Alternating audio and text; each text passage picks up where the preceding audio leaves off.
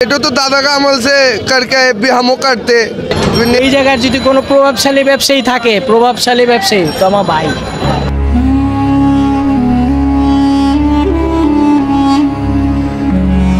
গরু হলো তবরকের, দেখেন সিন্নির উদ্দেশ্যে গরুটা জবাই দেওয়া হবে এখন। একটা শয়ে বরাতে যে একটা রুটির দোকান ভাইরাল হয়, এই সে আরিফ ভাই। আমি যে সবসময়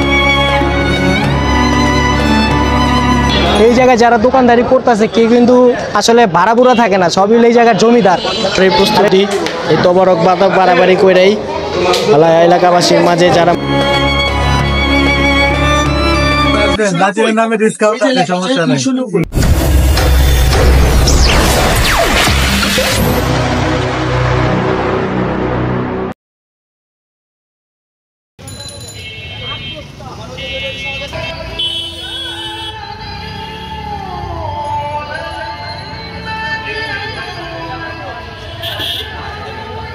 বিসমিল্লাহিররহমানিররহিম। আসসালামু আলাইকুম। প্রিয় গ্রাহকবৃন্দ, আপনাদের সবাইকে সবার আছে শুভেচ্ছা এবং দোয়া রইল। পুরান ঢাকার একটি ঐতিহ্যবাহী বেকারি, 150 বছর আগের আমাদের বেকারি। আমার দাদা করতেন, আমার দাদার নাম ফয়জ মিস্ত্রি, বিস্কুটওয়ালা। আমার বাবা ছিলেন দোলারা মিয়া, উনিও বিস্কুটের মিস্ত্রি ছিলেন, মহাজন ছিলেন। আমরা 9 ভাই 1 বোন, আমরা সবাই বিস্কুটের কাজ জানি। আচ্ছা, আমাদের থেকে পুরান শহরে বেকারির জগতে আর পুরানো নাই, কিন্তু বিগত কিছু কারণে এই দেশের পরিস্থিতির কারণে আমরা একটু ব্যবসা বাণিজ্যের দিকে একটু পিছিয়ে পড়ে গেছিলাম। যাই হোক, আপনাদের দোয়া, আপনাদের সহযোগিতা কামনা করছি। ইনশাল্লাহ আপনার দোয়া সহযোগিতা কামনা করছি। ভুল ত্রুটি হইয়া থাকলে সেটাকে ক্ষমা দৃষ্টিতে দেখবেন। আসসালামু আলাইকুম গাইস। আজকে পবিত্র শয়ে বরাত বাজারে, পুরান ঢাকার ঐতিহ্যবাহী চক বাজারের প্রতি বছর যেমন ইফতারির দোকান বহে, তেমন শয়ে বরাত উপলক্ষে আপনার শয়ে বরাতের হালো রুটিরও দোকান বহে। এই জায়গায় যারা দোকানদারি করতেছে কেউ কিন্তু আসলে ভাড়া বুড়া থাকে না, সবই এই জায়গার জমিদার। আর এই জমিদাররা এই জায়গাটা আজ পর্যন্ত এখনো নিজেদের দখলে রাখছে, তারা এই দোকানদারি করে। চক বাজারে যত দোকানই বহে ইফতারের, তারপর মনে করেন আপনার এই যে হালো রুটি, সবই আমার ভাই, মামাতো ভাই, মামারা সবাই বহে। আল্লাহ দিলে কম নাই, তাও একটা ঐতিহ্য ধরে রাখছে। ভাই কি অবস্থা, কিরম বেচছ আজকে? মোটামুটি ভালোই আছে, মোটামুটি ভালোই আছে আলহামদুলিল্লাহ। এটা কিন্তু আমার খুব কাছের বড় ভাই, রসি ভাই, খুব কাছে। এই জায়গার যদি কোনো প্রভাবশালী ব্যবসায়ী থাকে, প্রভাবশালী ব্যবসায়ী তো আমার ভাই। সবাইকে শয়ে বরাতে শুভেচ্ছা। আর আমাদের রাচিন তো আছেই আমাদের সাথে, ভালো হচ্ছে ব্যবসা বাণিজ্য। আর আমাদের শয়ে বরাত একটা আমাদের পুরনো ঢাকা একটা ট্রেডিশনাল, ওই ট্রেডিশনালটাকে আসলে আমি মনে করি যে রাজিন মনে হচ্ছে আমাদের পুরনো ঢাকার ট্রেন্ডগুলোকেই উপস্থাপন করছে আপনাদের মাঝে। তো আপনারা বেশি বেশি করে লাইক দিবেন, কমেন্ট করবেন, শেয়ার করবেন, ঠিক আছে? আর আমি সালেমেদ রিপন, পুরনো ঢাকার স্থায়ী বাসিন্দা। তো আমরা মজা করার জন্য, এবং সবচেয়ে বড় কথা হলো কি, আমাদের যে ট্রেন্ডটা আছে, আমাদের পুরনো ঢাকার যে ট্রেন্ডটা আছে, সেটাকে বজায় রাখার জন্যই আমরা এখন এটাকে করে রাখি, এই ব্যবসাটাকে পরিচালনা করে থাকি। বছরে 2টা দিন মজাই করি। ধন্যবাদ সবাইকে।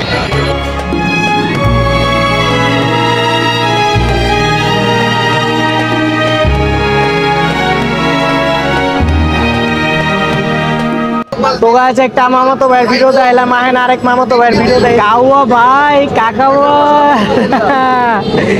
আমার এই সে আরিফ ভাই, যে আরিফ ভাই পুরান ঢাকায় যে একটা শয়ে বরাতে যে একটা রুটির দোকান ভাইরাল হয়, এই সে আরিফ ভাই। আমি যে সবসময় কমেন্টও করে আছি, এটা আমার মামাতো ভাই। যে আজকে দেখেন ভাই, আপনার রুটির সম্বন্ধে কিছু কোন, সব জায়গায় তো আপনার রুটির ছবি যায়, আপনার কোন আমাদের ঐতিহ্য ছোটকাল থেকে বাপদাদার আমল থেকে হয়ে আইতাছে, বাপদাদার আমল থেকে কইরা আইছে, এখন আমরা করতেছি। এই ফেন্সি রুটি শয়ে বরাতের ঐতিহ্য আমাদের পুরান ঢাকার, এই করতেছি এখন। একটা কথা কি, আল্লাহর রহমতে প্রতি বছরই আপনি ভাইরাল, প্রতি বছরই আপনার ছবিটাই ভাইরাল। এটা তো দাদাকে আমল সে করকে भी हम करते नेक्स्ट जनरेशन भी करेगा इंशाल्लाह। এই ছোট ভাই, আমার একটা কাজের ছোট ভাই আদনান, ওই কিন্তু আজকে রোজা রাখছে। এই রোজা রাখালে আজকে ভিডিও লইতেছে। ভাইয়া তোমার অনেক ধন্যবাদ, তোমার আজকে একটা চকবাজারে খালি সব আমার আত্মীয় স্বজন, সব বেচে কিনে কেমন ভাই? আলহামদুলিল্লাহ ভালো বেচে কিনে। আজকে ভিতরে আপনার ভিতরে এসে শুট করো। হ্যাঁ করছি। আমাদের রুটিও শেষ।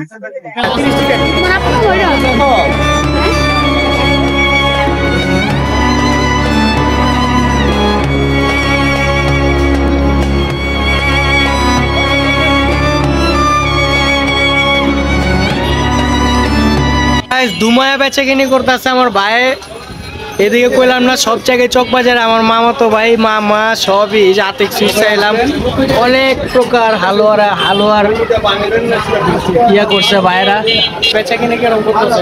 আলহামদুলিল্লাহ ভালো। কি আইটেম করছে? এবার গাজর হালুয়া, বুটের হালুয়া, মাসকাট হালুয়া, তারপরে কদুর হালুয়া, মিক্স স্পেশাল মিক্স বক্স, রুটি স্পেশাল রুটি। আপনারা তো কম বেশি ঢাকা শহরে আতিক সুইট কিনেন, আতিক সুইট কিনতে আমার মামা রাতের নামে ডিসকাউন্ট আছে, সমস্যা নেই। চকবাজারের ইফতারের আপনারা ভিডিওটা দেখলেন, ছাত্ররা যারা ভিডিও দেখছেন, ছাত্রজার ভিডিও করার পরে বাসায় আসলাম, বাসায় যা খাওয়া দাওয়া করলাম, খাওয়া দাওয়ার পরে আসরের নামাজটা পড়লাম, মাগরিব পড়লাম। আপনাদের একটা গরুর চিন্তা হয়, আমাদের মসজিদে লেগে গরু আনছিল, গরু মানে এই একটা তবরকের আয়োজন করা, এই তবরকের এই গরুটা হলো তবরকের। দেখেন সিন্নির উদ্দেশ্যে গরুটা জবাই দেওয়া হবে, এখন এক টানে ফালা দিছে।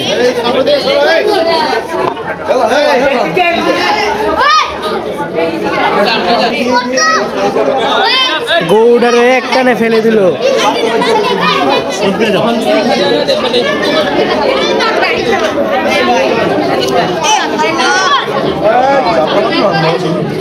তো আপনারা গরুর সিনটা দেখলেন, কারণ দেখছে আপনার আমগো মসজিদটা দেন পিছে দা আগে কত অনেক সুন্দর করে সাজাইছে। এটা প্রতি বছরই মসজিদটা সাজায়, আমার ছোট জন্ম নেওয়ার আগের থেকে মসজিদটা এরকম সাজায়।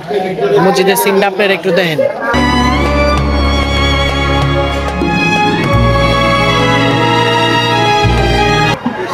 তো গাইস মসজিদের সিনটাও দেখছেন, এখন আপনি করে লয়ে যায় যে জায়গায় খাওয়ান পাকাপাকি চলতেছে ওই জায়গায় লয়ে যায় খাওয়ান পাকাপাকিটা দেখেন, তারপর আপনাকে বাকি পরেটা দেখেন। আপনাকে যে পাকানের জায়গাটা করলাম এই মসজিদের তবরকের খাওয়ান পাক হইতাছে।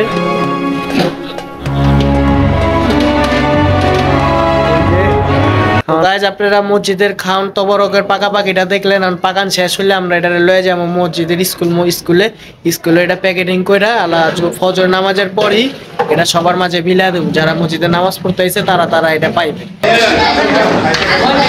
চলতেছে পোলায় বাড়াবাড়ির প্রস্তুতি, এই তবরক বাদক বাড়াবাড়ি কইরাই এলাকাবাসীর মাঝে যারা মসজিদে নামাজ পড়তে হবে তাকে মাঝে বিতরণ করা হইব।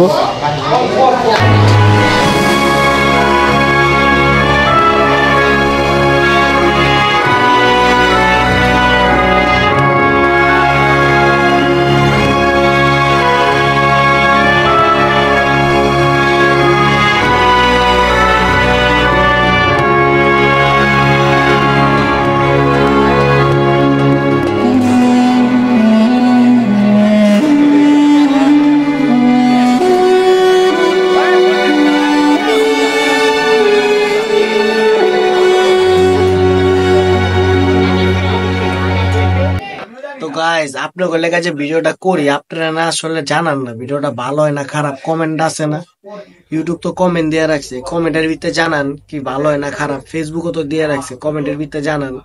আশা করি আপনাকে ভিডিওটা ভালো লাগবো। আপনাকে ভালো লাগার লেগে যেমনি ভিডিও করি আপনাকে মতামতটা ইউটিউবে বা ফেসবুকে কমেন্টের মধ্যে জানাবেন। সবাই ভালো থাকবেন, সুস্থ থাকবেন, আল্লাহ হাফেজ, আসসালামু আলাইকুম।